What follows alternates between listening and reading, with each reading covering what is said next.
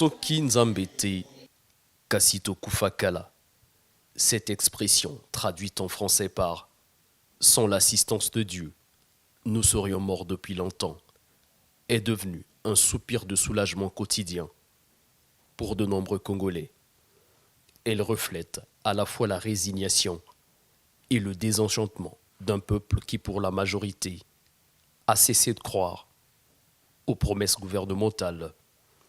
Pierre Nguedi, universitaire, résume ce sentiment avec une métaphore marquante.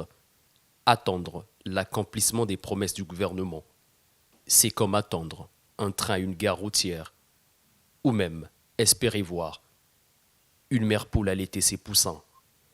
Une phrase brève, mais d'une profondeur accablante. Dans les hôpitaux, une simple ordonnance de 2000 francs CFA peut sceller le sort d'un malade, tant le système sanitaire est défaillant. À qui faire confiance? Dieu et les dieux sont désormais les ultimes refuges pour bon nombre de Congolais. Depuis le début de l'année 2025, les critiques fusent de toutes parts, sur Internet, dans les marchés ou autour des tables de restaurants.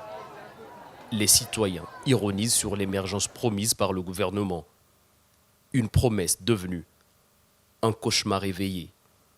Cela illustre non seulement l'incapacité des autorités à tenir leurs engagements, mais aussi l'absurdité de certains projets annoncés. Le mirage de l'émergence. Le Congo n'est pas un pays émergent, affirment sans détour plusieurs économistes, répliquant aux hauts cadres qui définissent l'émergence comme un simple processus de développement. Ces experts vont même plus loin en affirmant que le Congo n'a même pas amorcé ce processus.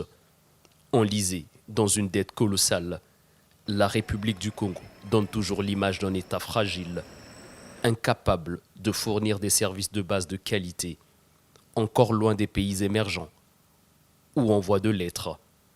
Cette situation alimente la peur et le désespoir des populations. Prince, 14 ans, et Davis, 16 ans, rêvent de devenir comme Samuel Eto'o, de grands footballeurs. Hélas, rien ne leur offre cette opportunité. Que 20, 30 ans en est un exemple frappant. Lui aussi a nourri ce rêve, mais il a vu ses tcholés, aujourd'hui membre d'un parti politique. Il est chargé de la propagande, ce rôle qui souvent consiste à mobiliser des jeunes, souvent réduits à un bétail électoral lors des événements politiques moyennant 2000 francs CFA et d'un t-shirt. C'est de cela que vit Kevin, 2025, année à Sika, Makambo ya Sika, comme pour dire en français nouvelle année, nouveau défi, un appel au changement. Mais il est difficile d'imaginer que ce slogan devienne une réalité au Congo. Les Congolais ont entamé cette nouvelle année avec les mêmes galères, sauf miracle divin. Il est impensable qu'en 2026, les problèmes d'eau, d'électricité, de l'université Mariangwabi, des hôpitaux et bien d'autres encore soient résolus. Aujourd'hui, les promesses ne représentent plus une lueur d'espoir, mais plutôt un fardeau psychologique. L'espoir, c'est Dieu, vous diront les Congolais.